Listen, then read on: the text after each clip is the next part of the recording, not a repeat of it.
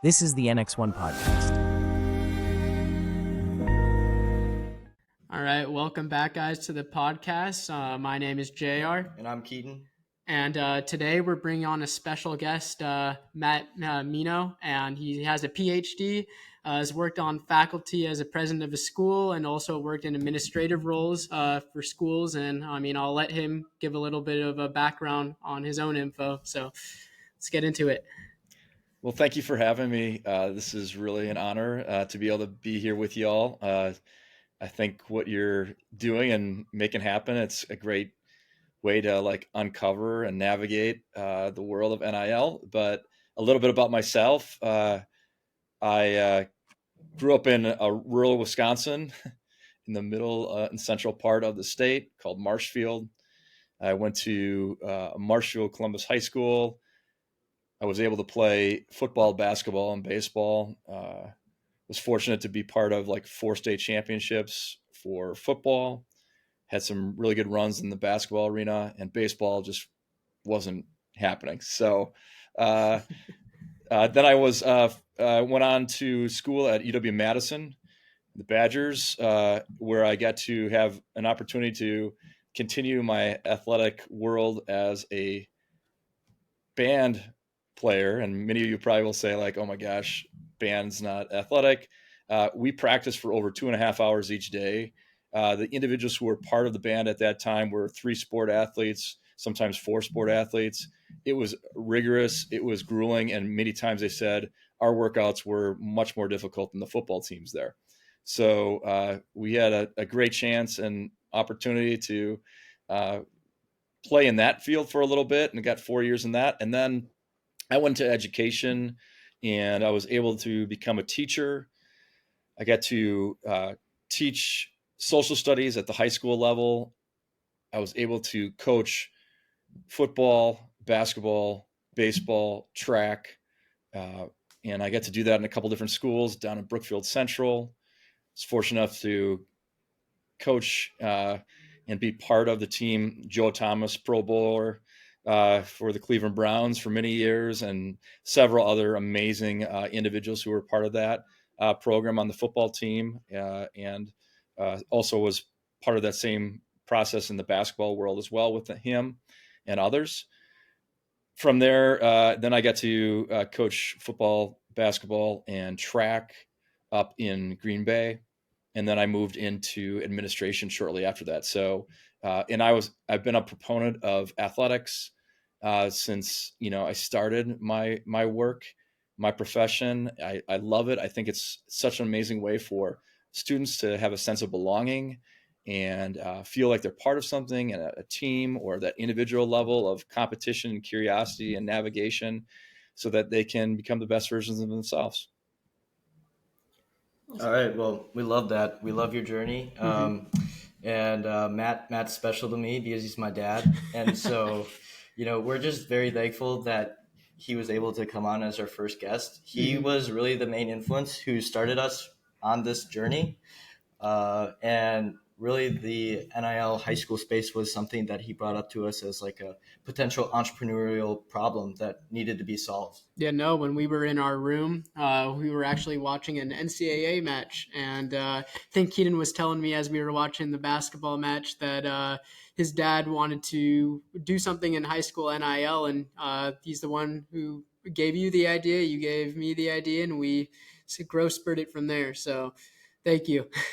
Yeah, no, just the insight you had, and, definitely something that I took for granted earlier on was how much knowledge and, how big the market is in terms of, high school athletics and collegiate athletics that my dad was really a big part of, his whole, career. Yeah. Working with students, working with, student athletes even is pretty cool. Like he was saying, he's worked with Joe Thomas, the Hall of Famer now. And so I think that's just super cool stuff. And you don't come around that too often. And so I think just hearing knowledge from a different perspective than what most people are used to is very valuable to, student athletes as well as their parents. I think, professional in like, it doesn't even have to be like sports, like what it does, like how do you manage your social media page, and like how do you make it so that way, you're not hurting anybody, but you're also helping your social brand, because we all have this, network now, and all have this brand uh, that we all have, whether we like it or not. You got to be careful what you post and all that sort of stuff. And so that's something that, he really always taught me, is like, you leave a digital footprint. So, spread some joy. So instead of hatred. I think going way back to the start of everything, when you were playing football in high school and getting to those state championships and everything, what as an athlete would you have wanted, in terms of like if there was any sort of thing that had to do with NIL? Because obviously I know it didn't exist at the time, but if you were able to do marketing for yourself or something you wish you had back then, kind of what were those things that you were looking for that maybe they haven't even implemented now? I mean, also on top of that, I would also like not just restrict it to NIL too. Yeah. It's just recruiting, Even well. recruiting as well, just anything that the administration or like faculty could have done for you that you think you maybe didn't have enough support in. Yeah, I think it was just different at that time. Social media wasn't even a factor. The internet wasn't even there. Email had just started. So it was definitely different. And so for people to really see that part of the process, it wasn't even heard of to like start broadcasting you as an individual.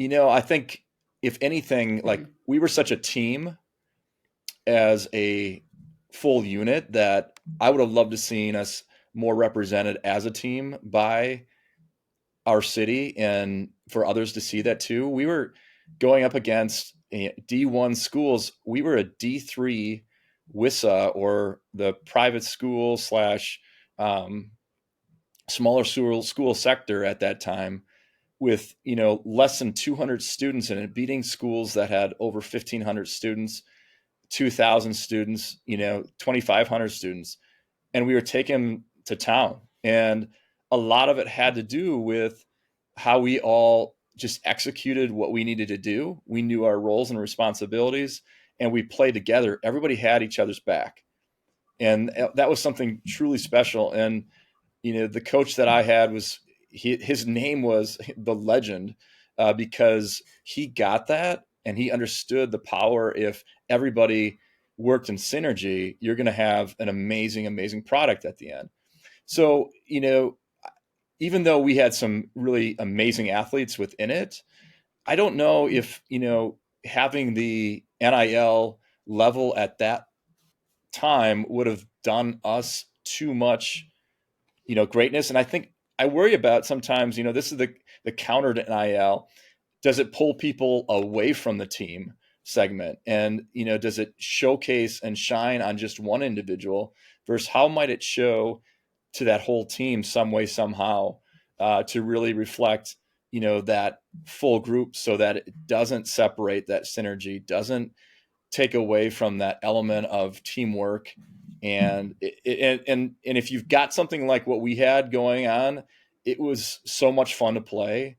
It never felt like, oh my gosh, I got to go out there and practice today, or oh my gosh, I've got to go out there and we've got another game today. It was just like when you got on that field, it was something special with the guys that I got to play with. I was very fortunate to be in a club like that, but not everybody experiences that. And I worried too a little bit with some of these, and this is where I think some of the people are anti-NIL in the state of Wisconsin and other states because of that worry, and how it might like have some individuals elevate to different heights and like really take that team mentality away from the process. And so I think we got to be really careful about how we make that happen, and when it does come into play, so that we do represent, other players, because it takes everybody to make that person stand out too. Yeah, I mean, I think like you were saying, it's a pretty special experience. I also think that was super interesting, the aspect of what you were saying in terms of, the aspect that NIL might take away a little bit from teams, that's exactly what we talked about in episode 3. Mm-hmm. And so, I mean, I don't know if you could see, but when you were talking about that, me and Jared were smiling the whole time, because that's something that we think is like super interesting, because, you know, you played team sports, right? Or, Yeah. Mm-hmm. Yeah, I played at one basketball. Point. So I think that's super interesting that you see that too. And, you know, you played, how long ago did you play at high school? That's been 25 years plus. 25 years. So Yeah. Yes. So it's interesting that like even like you can see that, right? Like, and we just graduated high school last year, like Mm-hmm. a year ago, pretty much yesterday. And so I think that's super interesting. I also know that like, you know, you focus a lot on, you know, team building at your work, and something that you take pride in is building teams. So I don't know if you want to like elaborate more on that. Yeah, I was kind of wondering a little bit about, I mean, obviously, like Keaton was talking about, we were talking about how the team might be affected when NIL comes into play. And so, in your eyes, do you see that NIL will be harming like teams in general and everybody will be out there for themselves? Or do you think there is still an opportunity for NIL to exist while team chemistry is still in play? I think both, right? You know, I think there's got to be a real line on how you represent that individual and those individuals who are part of that. Like, I just think about like Joe Thomas, for example, right? This guy was a beast. I mean, on football, he could play any position basically. Yet there were other teammates that, you know, like held him up too and made him who he was as well. So it's that balance of like, we knew that he was a phenom. We knew that he had like this D1 spot, you know, power and like ability to just go out and, you know, definitely do great in the collegiate center, but also potentially be a pro. Just his pure size, his footwork, everything was just phenomenal. And yet, you know, when, you know, these coaches would come in from the D1s, you know, world and like walk through the hallways of Brookfield Central, I think his teammates supported him though. They were like there for him. He was a guy that wasn't about the show. He was really about, you know, doing what he needed to do. He loved athletics. He loved being a part of it. And honestly, one of his favorite sports in high school wasn't even football. He loved track and field. He loved throwing shot and disc. And he broke every state record doing that as well. But people don't even know that because it's buried in the line life of Cleveland Browns 12-year Pro Bowl, you know, Hall of Famer, that makes him so magical. Yet he's so humble in what he does. And I think it really depends on the athlete and who the person is. And I think we got to continue to coach people and students and others to really understand who they are and how they become the best versions of themselves too. Because if you don't have that balance, it can, I think, go in a direction that people might fear it goes. And if you've got a person who's balanced and kind of has a better understanding, I think you have a better shot at like really making it something special too. Yeah, I mean, I think more on that balance. Do you think balance is possible, or do you think you can really go one without the other? Where, you know, if you have a really strong team, but you might have one or two really strong players, like, you know, for example, Braylon Allen at Fond du Lac, right? A few years ago, they beat Kimberly, which was really unheard of. That was the first time they lost in 7 years. So, like those examples, I don't know if you want to go more in on that. Well, and at that time too, if you didn't know, Fond du Lac also had an unbelievable quarterback, and those two were a tandem, and they just made it happen. I think you forget about those things, and he didn't have probably as big of a limelight as Allen did, but I think it's, you know, even the people who were playing on those teams with those individuals, they felt like, wow, I played with a pro player. I was fortunate even at Marshfield Columbus to play with a pro player, Richie Soybert. He was a guard for the New York Giants. He won the Super Bowl with them as a guard. He started. He was amazing. And he's from Roselleville, Wisconsin. And he didn't even, you know, really have a huge collegiate like world. He played for Western Illinois, but his work ethic and what he did, he got that chance and made it happen. But yeah, I don't think, I think you've got to like coach. And this is where like great coaches are so important, I think, and great role models and teachers to show like those students who are even walking through that, like how they can continue to be the best version of themselves, even with all the noise that's happening on around them. And so as educators, we need to be able to like help with that. But then there's that balance too, is like, where are the parents at? You know, are the parents like, he's got to have all the endorsements, he's got to have all these different things going on? Or are they more of like, hey, we're listening to you for support so we can do the best with this. And it's not about this one individual or our son or daughter. It's about the team. And we recognize that. And that's, I think, harder to come by. I think people, unfortunately, if we look at even youth sports before high school, everybody wants their kid to be a professional athlete. And it starts so early with that. On the flip side of it, like, I think, saying like, hey, I think it's important for some of these people like to get recognized, but to do so in a way that it doesn't take everything else away from that team or the other individuals who are part of that process too, and if they're recognized. And that's where I think like it would be cool to see some more teammates and other people's recognized within that frame too, to show that overall. And I think you could do that. I think like, they would say the Columbus Dons are like, 11, 12 and 0 this year. They haven't lost a game for like 3 years. This is what they do. And you put that on an advertisement somewhere, who knows, like, even if it's local, like you could have some really great things that would, bring back some stuff for the people who are part of that. I like how you were talking about youth sports and developing those players to kind of handle what NIL is pressuring those players to kind of succumb by and like learn their marketing and everything.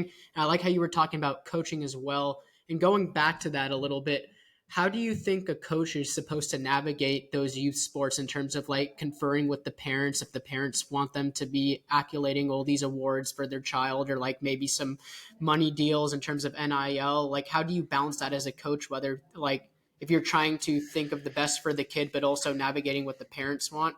Because I don't know if you have any experience with like coaching youth sports or that sort of thing, but I know it's definitely important for the development of that player. So I just want to get your thoughts on that. Well, and I think youth sports has become a business in itself. I mean, people can shop around to go whatever club they want to and be part of. So if they're not happy with one person, they're going to go somewhere else.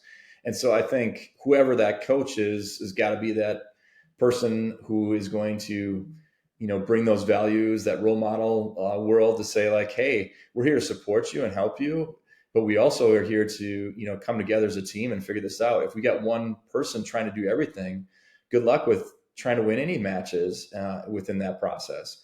And so you really have to coach that, even though that student or that individual, that youth player is probably very, very good, but they need other people around them to like actually make it happen too. So I think the other thing too, within the high school realm, and at least in the state of Wisconsin, our coaches have to, we try to hire people who look at not just the high school level and say, hey, I'm coaching 9 through 12. We want people who are programmers, people who can go down to the youth program and help orchestrate that and be part of that and bring, their purpose, their mission, their values, everything with that as well. So that same thing is brewing all the way up. So it's not just, oh, I get to high school and here's how it is. So it's so important that leader or that coach has a major influence on those individuals coming in if they're truly a program. If you don't want a program, then all those things are siloed. And you get what you get, and then you try to work with whatever you have, and you're really working just off of talent at that point in time. But I believe really success comes when you build a full program where it's K-12 or early on. That coach is out there watching them, even when they're the Pee Wee leagues, and just being there. And half of it is just being there and being present. And those kids, whether you're a star athlete or not, they look up to that coach because they're like, oh, that's a high school coach, or that's that club sport coach at that level. I'm going to, work harder. I'm going to play harder. And to see that, I think this is a really important part of the process. Yeah, that's interesting because I think that's something that's becoming more relevant is the fact that you need to be so good at such a young age now in order to be, quote unquote, that D1 athlete. And we've talked about it a lot as in terms of, you can just see when guys are different. It's pretty clear. It's not that hard to see, but there's a lot of people who do develop to be, quite good, like you were saying, if they have a hard work ethic or something like that. But do you think there's like a space in high school NIL for those types of people? Are you saying, just repeating your question here, for people who are talented in that youth space and then are successful in high school for using NIL, or the people who are not as talented? Not as talented, but are very hard workers. Maybe like those D2, D3 potential. Like those guys who are really putting in all that effort and maybe started at a late age, but have like the grit and toughness to kind of make it work for them. Those are the guys I love. Like as a coach, you wanted 11 players like that. You wanted, 5 players who would just give it. And sometimes, I mean, the talent doesn't necessarily, bring that all the time, that work ethic. I'll give you one of my favorite players of all time, Ben Strickland, who was also part of that Brookfield Central football program. This kid worked harder than anybody else. He was a gamer. He's probably one of the best individuals I've, met in my lifetime, just solid, genuine, going above and beyond, always yes, sir, no, sir. Like, just a terrific individual as a human being. And he showed that like on and off the field all the time. And guess what? He walked on at Madison and he crushed it for 4 years there. And a guy like that, absolutely. Like you want that kind of like hometown, gamer, I'm going to give it all Rocky-esque, like level. Like he's again, if you want to put it like a Rocky world, clawing, scrapping, doing all the things that you can possibly do with what he's got to, take it to that next level. And I think that way, you could really sell. And, if you've got good human beings who are behind some type of endorsement, heck, if I was a business, I want that person's face on my brand. It might not necessarily always be about talent. It might be, they're just good human beings and I want them representing my product or my business, because I know people know that individual and they'll support that individual because of who they are and what they do. Now, I mean, I know you don't have too much experience in this, but when it comes to social media playing a factor in this, and with those lesser athletes, like you were saying, that even though they might be super tough on the field, maybe they're not getting as much attention as they need. Do you think social media plays a big part, and that as coaches or as faculty, like that should be taught for these student athletes to take advantage of, or kind of what are your thoughts on that?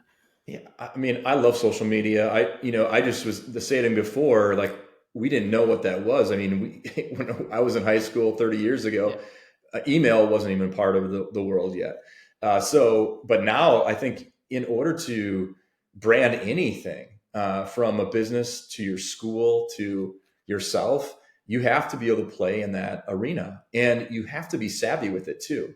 There's an element of how that looks and what that needs to look like to be successful as well. So I think, yes, I think that's an important part. And the training, I think also, it would be, just thinking about this out loud, the idea of some of those athletes just don't know what they don't know. Some of those families just don't know what they don't know. These coaches don't know what they don't know.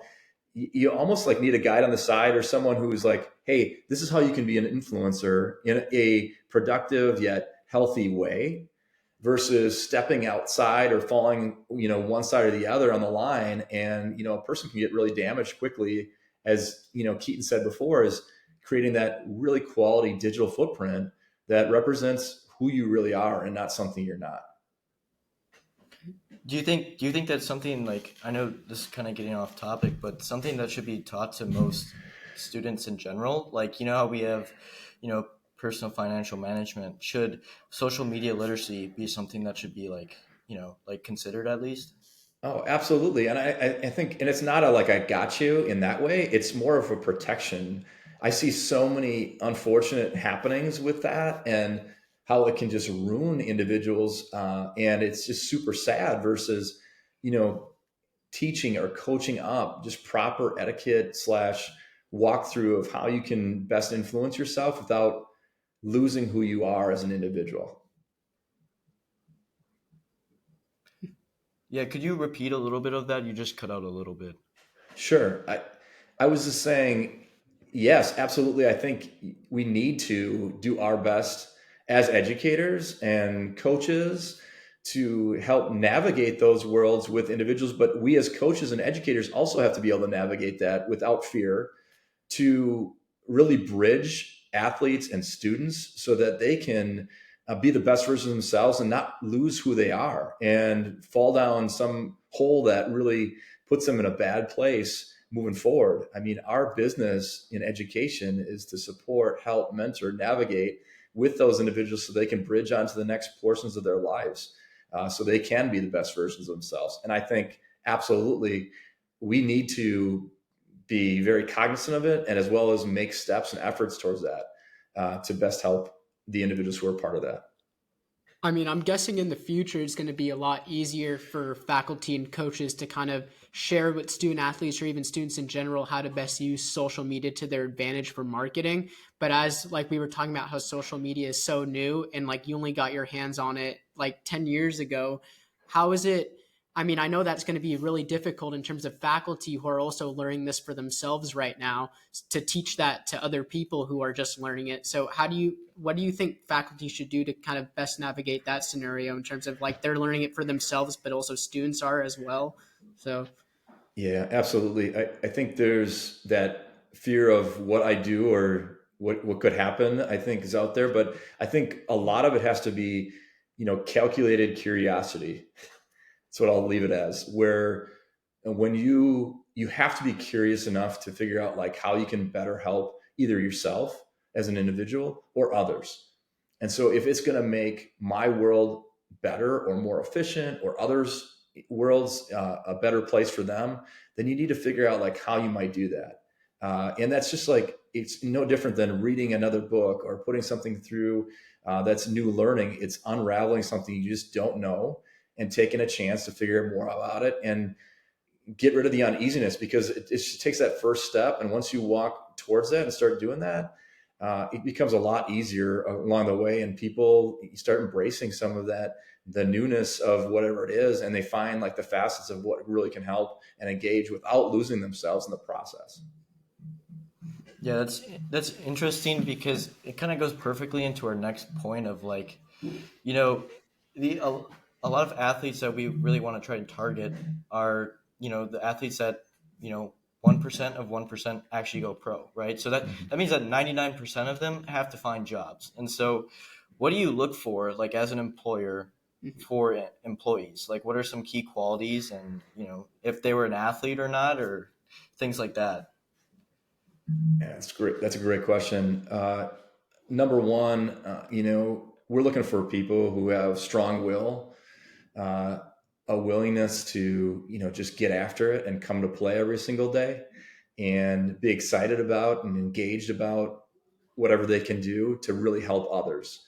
And ours is a service profession. We are so fortunate to be able to work with students and student athletes every single day to better help them and walk through with them and assist them along the way. So the other big component is empathy. They have to really be able to listen well and understand or attempt to understand each individual story. The great coaches and the great teachers are individuals who take the time to really listen and figure out where everyone's coming from, because then they can really assist and create a stronger bond and trust, relationship where that individual can, move mountains for that other individual based on that level of, I'm here for you. I care about you.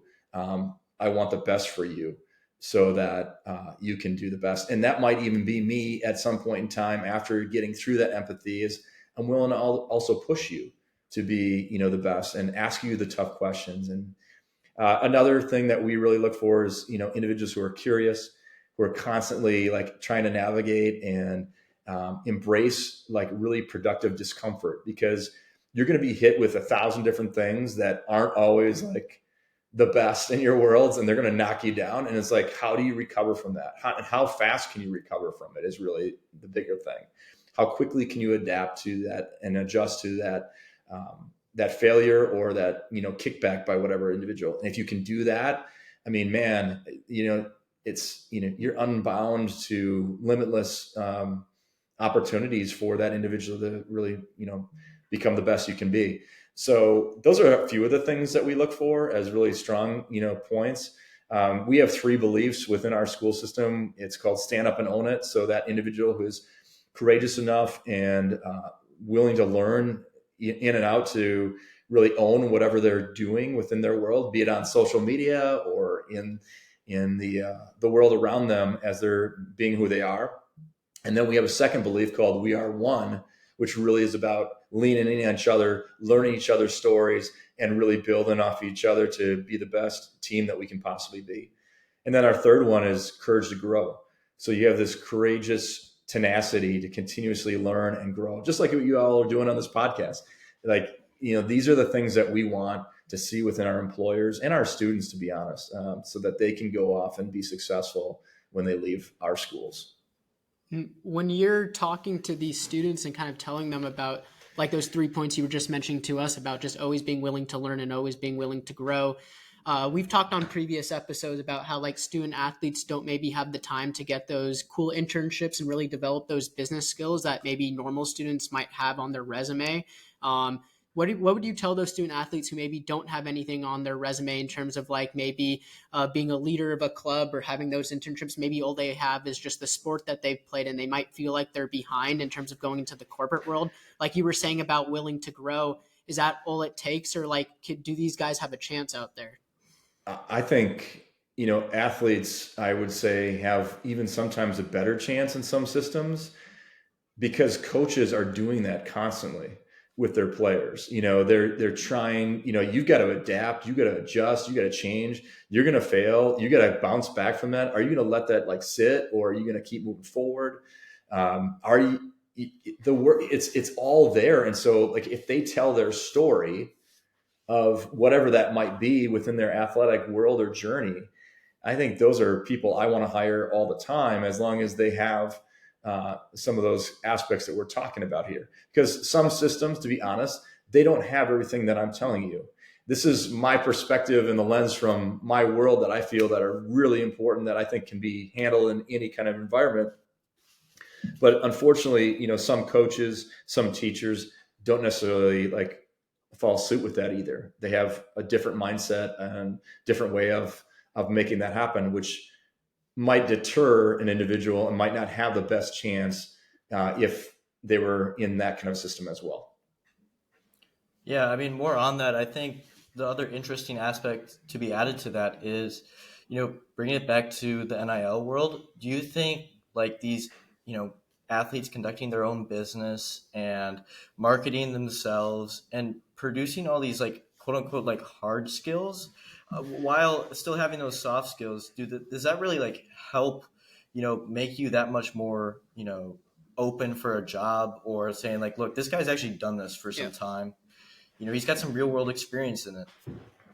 I think, yes. I think when it comes to that build of those skills throughout that process, if they're going to go through an NIL process, they got to be able to navigate and really, sell themselves and who they are and what they're about. I mean, so I think any type of, job that comes up in the future, I think, stepping into an interview or talking to another individual or networking with another individual, those individuals probably have more skill sets than most because of those experiences. So I think, yes, I think because of that, I think that gives them, maybe an edge if they are in that NIL world, because they had to navigate that world beforehand.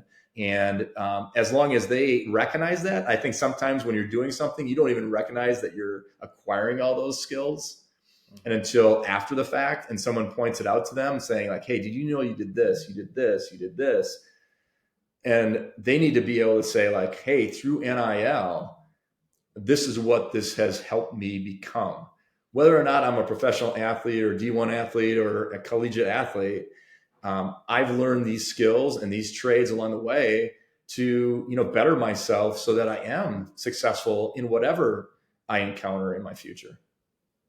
I like what you were talking about in terms of the athlete has to acknowledge the skills that they've learned, because you can go into an interview and two athletes can go in. One athlete might say that I've used my NIL opportunity to sell myself in terms of like the marketing potential that I have. And so the employer knows, hey, this guy knows sales, this guy knows marketing, he can be really useful here. Another guy might come in and say, I've worked with NIL, I've played on a sports team, but they don't recognize the fact that they've been learning sales this entire time, so that the employer has no idea that they acquired that skill.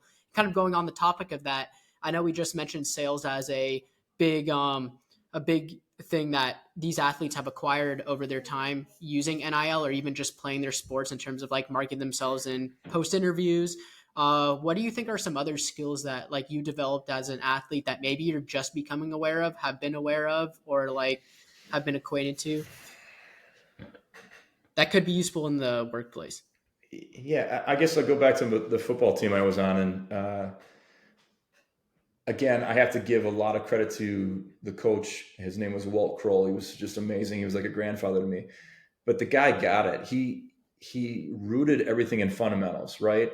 And so it was very Lombardi-esque in the fact that we would run a play 100 times in a row until everybody knew exactly that they were executing exactly what they needed to do.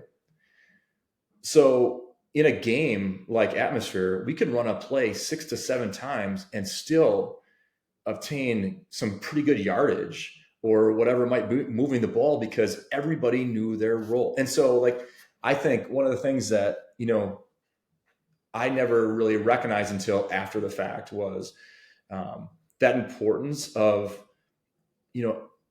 it takes a whole team. It takes, it can't just be one individual who can make it all happen. You need that.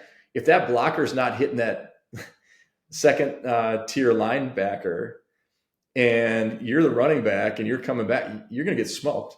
Or, just the movement of anyone, just like every single like person is so vital to that process. And so I think sometimes if it's not I think sometimes we get caught up in the flash and all the amazing stuff that's going on with, these, athletes, but like, the linemen or watching the people do the little things.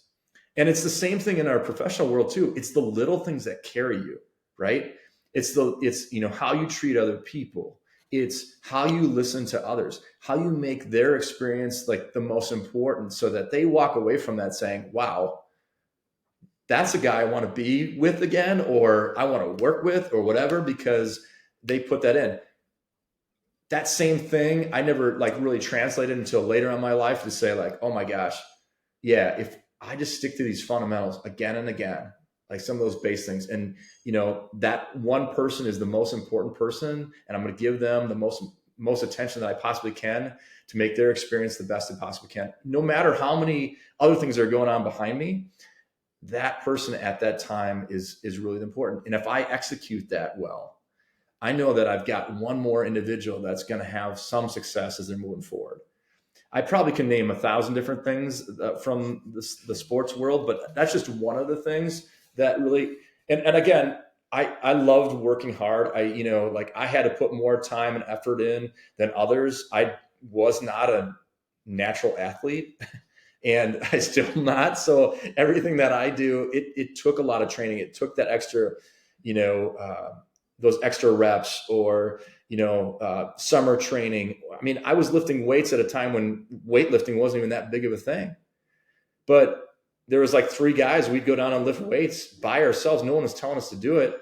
Coaches didn't even talk about weightlifting at that time, but we knew that, if we do this, we have a potential that working hard at this might help us a little bit more, the next match or the next practice or whatever it was, so that we could get better. So it's that kind of thing too. The grit is something that, I don't think is taught and people don't realize is like, if you can get gritty and you are at all costs going to, just keep driving forward. And if, through your work ethic and just, busting it day in, day out, that's a skill set that I want a person who's like that in my world, someone who's just going to give it. And so would other people, with the intention of like trying to do what's best for that organization and for themselves. so that they can be successful. Yeah, I think that's really interesting. I liked how you were talking about the little things. And really going into that, I know that Wisconsin didn't pass the NIL this year for high school athletes. I was just kind of like curious on, what goes behind that decision and what are really the little things that would stop a state from wanting to do that. I think we kind of mentioned a couple of things already on this cast. Is that I think there's a fear of the unknown. I think a lot of it's the unknown. We don't know what we don't know.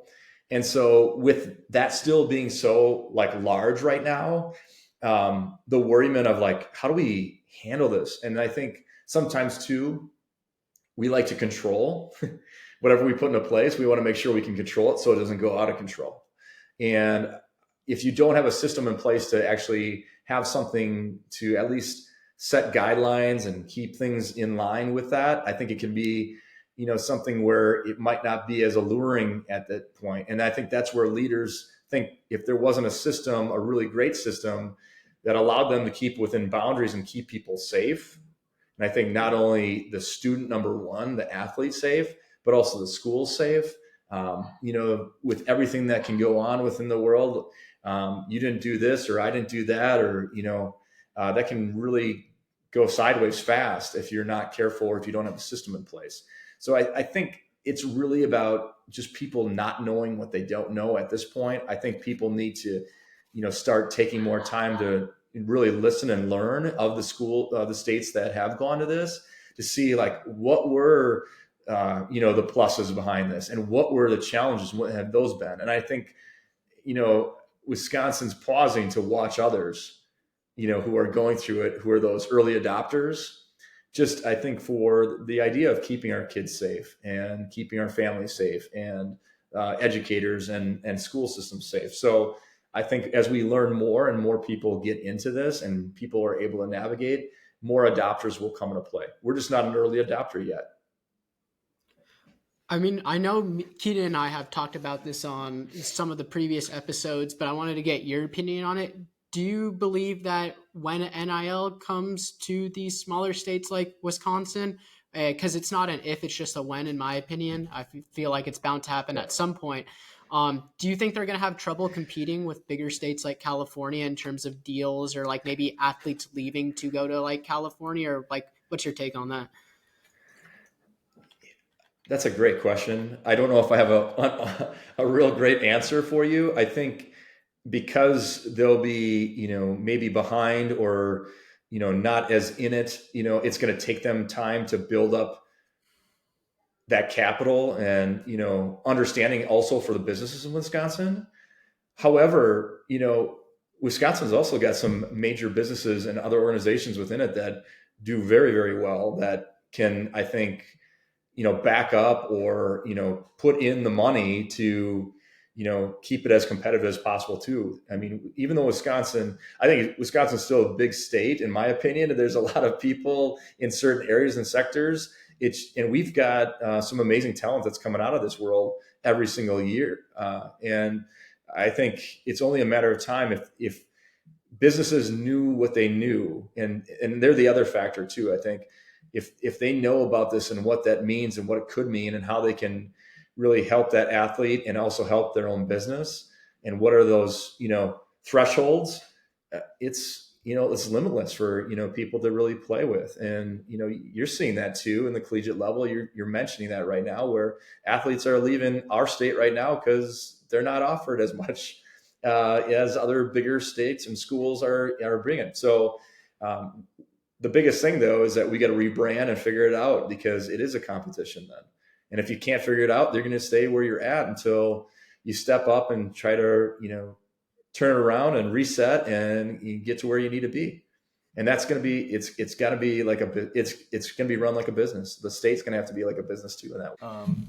So, I mean, really on top of that, I know I've like sat down and, I've waited for you while you've done some, contract meetings of, scholarships for athletes. Do you think that in terms of NIL, since it is very contract based, that since they're minors, does anything really have to go with the school? Like in terms of like deals being done because of the fact that you're using their name and image and likeness, and also another way you're kind of using the high school where you go's name, image, and likeness. Because when you wear a jersey or you wear your team's crest or whatever, you're representing not only yourself, but you're representing your whole school, which really makes high school sports so cool. And I think that's the coolest part about it, is that you're representing like a family, right? And so do you think that, if just in case, like if there's somebody they don't really want representing their school or wearing their school colors when they're doing these high school NIL, deals, do schools have to start thinking about this and trying to get involved and how to navigate this area too? Because I think that's another aspect that not a lot of people talk about. So Keaton, I'm just going to re-ask that because you cut out for just a moment. And so I want to make sure that I heard what you heard. So if there was an athlete that is not coming of what the school is about, or really representing the school and like going sideways and doing their own thing, should the school have a say in, whether or not that individual has that ability to go, or what was the direction with that question? Yeah, so it was more just focused on the NIL space of like, if you have an athlete, just any athlete, but they're like wearing their jersey during the photo shoot and they're being put up on poster boards, but that crest or logo of that school is still up there. You're still representing that school, right? Yeah. Do schools have to start thinking about getting involved and making sure that, they're protected as well, of like, oh, well, we don't want free reign of this? Or like even if the student is representing the school in maybe a good way for the time, but then later says something or does something that might be against the school's policies or even what the school's like mission statement believes in. Maybe they sent out a social media post that was something that maybe in their contract was fine, but maybe the school didn't like too much. Or that agreed with. Maybe they just like, it's just for the school's sake. Like, we're just kind of curious about, do schools have to start thinking about this too? And maybe that's part of the reason why Wisconsin waited, because they really just wanted to make sure that schools had systems in place where they're protected at the end of the day too. Absolutely. And the WIA was really, just again, not knowing all those components and what would happen without all that knowledge and without the understanding of like how to combat that or work with that. I think it was just a little bit premature right now to jump into it for the state. I think though, we got to remember, like in the NIL space though, they're not using our crest. They're not using our name. It's an offset color too. So that player really doesn't have like that necessarily connection, even though they know, Matt Mineau played for Marshall Columbus because he lives there and he's part of that. None to say like, I can't control what that person does outside of our school world. We can only control what they do within our school, and we try to best help them and support them while they're there. If there's stuff going on outside, unfortunately, we also have like codes of conduct. So if, students are not upholding to that code of conduct, going this way or that way and not really upholding where we are, some of those things can be implemented too, where that athlete might not be playing at our school anymore. And then in the state of Wisconsin, again, if you transfer to another place, you got to sit out for a year unless you fully move from your like location to that school as a family. But you're going to see, I think, more maybe transfer kind of stuff going on that way, almost like the portal issue. If people don't agree with how you handle your ethics and who you are as a vision and mission, they're going to, run a different way, be it both good and bad, whatever which way. I don't know if that answered your question. Yeah, I mean, I think the one thing I was really curious about is, are student athletes, when they're, being branded and doing these sponsors, able to be like, look, this is the official, like, this is like, let's just say like, this is JR's favorite burger spot who plays for, the Appleton East Patriots. Like, is that allowed, or how did that? No, they can't say the name of the school. It's like, this is JR, or Keaton Mineau, basketball player in our local community. Boom. It drops like that. Any kind of mention of the school, you're going against the name, image, likeness world. And I think that's similar in like the states that have adopted this, but I'm not 100% sure. The states might all have a little bit different, like just what you see with our collegiate athletes too. I don't think they can ever say like, I'm a Duck, or, I play for the Trojans, or I think it's all blocked from them from being able to do that. Now, can they wear some similar colors? Maybe, but beyond that, I think it's limited from what I know. I could totally see how that would allow the schools to maybe say, hey, why aren't we getting a piece of the pie if you're going to be referencing us the entire time? Kind of a little side note, but recently there was some news coming out about like how Marvin Harrison Jr. now going to the pros isn't allowed to like have jersey sales or whatever because of like this Fanatics deal that Fanatics is trying to lock in lower athletes as sophomores in college before they even get to the pros, and kind of locking them in for deals with like $80,000 payments so that they can get them on the cheap before they go to the pros. And then they're kind of like on a 2-year contract for their first 2 years. I'm curious if you think there's going to be something similar happening with high school and then going to college now that high school NIL is coming out. Do you think there's going to be like companies who try to monopolize or like make a monopoly out of kind of like securing high schoolers in like their sophomore, junior years before they go off to college, and that student athletes should kind of be aware of like these companies that might try to take advantage of them? Or like, should that be taught by like coaches or faculty of like their NIL rights and like kind of being aware, don't sign a contract before you read the whole things? Yeah, I really wonder how like the WIA sports organization for high schools in Wisconsin will handle that. And I think they will have like, this is where I was talking about thresholds and systems, because they have to put some type of like cap or, barrier or fence posts up so that, things like that don't get out of control, because it could easily really fly fast. And initially, I think you might see some of that. And I'd be curious, in states who have adopted it early, have they seen some of that happening already? And has it gotten out of control? And have they had to dial it back so that they can at least say, this is the limit that you can cap into it? I think there's going to be a lot of similarities and analogous things that are happening that at the collegiate level, they're going to be happening at the high school level. It's only a matter of time, right? And I think you've mentioned it on your podcast already before. Like, these schools are already on ESPN. I mean, these football teams are on ESPN. People are watching that, and it's live. I mean, they're not getting any monies for it, but it's becoming that. And it'll be interesting to see if that continues to happen in that platform, where games can continue to be televised on platforms, and will schools get paid for something like that, so that they can move forward too as well. Yeah, I mean, I really kind of just want to like end on this last question here of, where do you think the NIL high school space is moving towards, and what are the steps people should be preparing for it? Yeah, I think it goes back to the beginning of this podcast.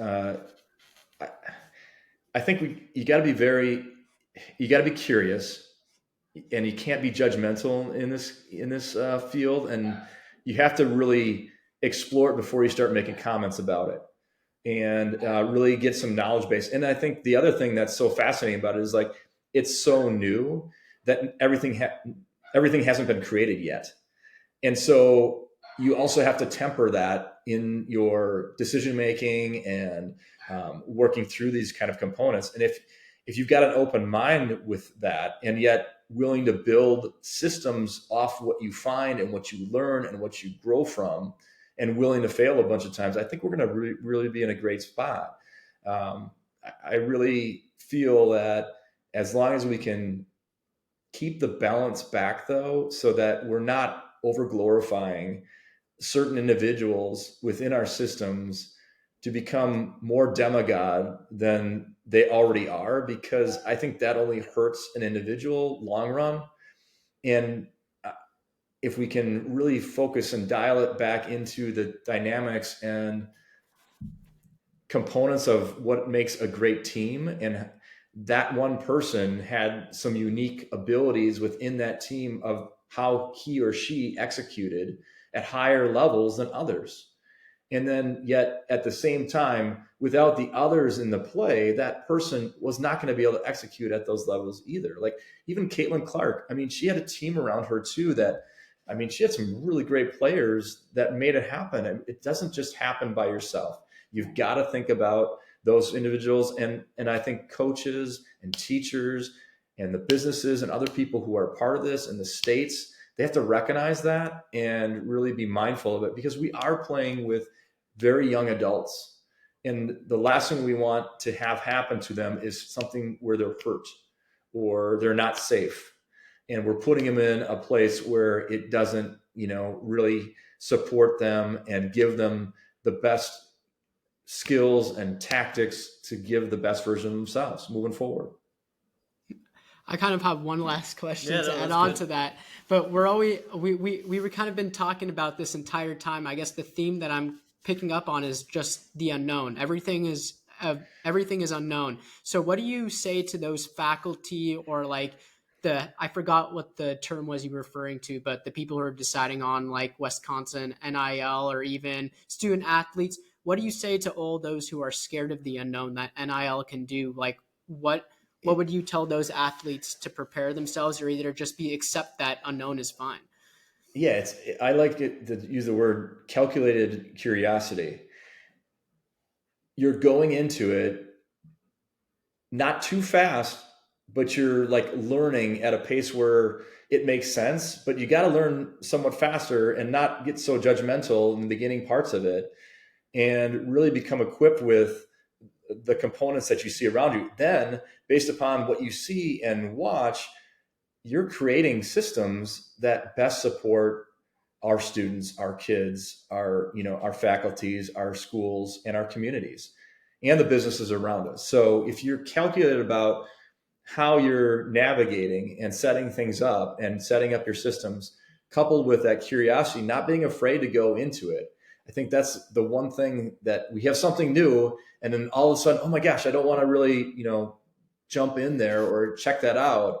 And we automatically put up the roadblock.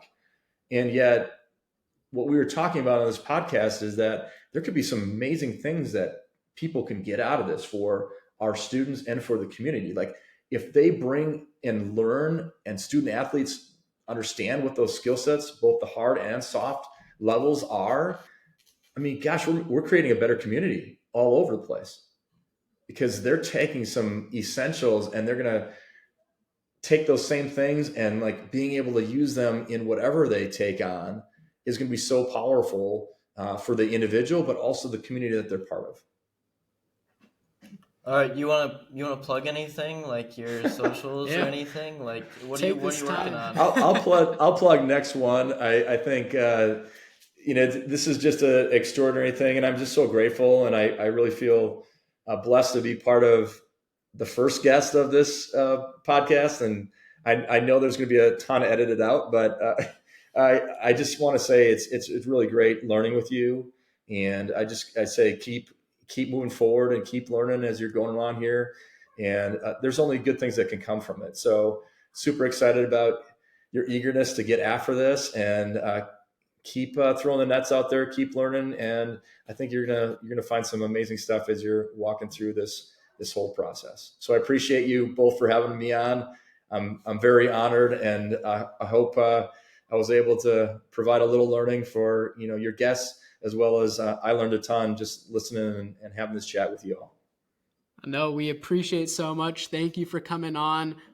Just for anybody listening who may want to come on, if you're a student athlete, a faculty member, or just think that you might have something to contribute, fill out the guest form linked in our Instagram. Keaton, I don't know if you have anything else to add. Yeah. This podcast, listen to it on anywhere you can find podcasts, including Apple Podcasts, Spotify, and now YouTube. Yep. Just go follow us. And yeah, thank you for listening. Can't wait till next time. Yep. Thank you, guys.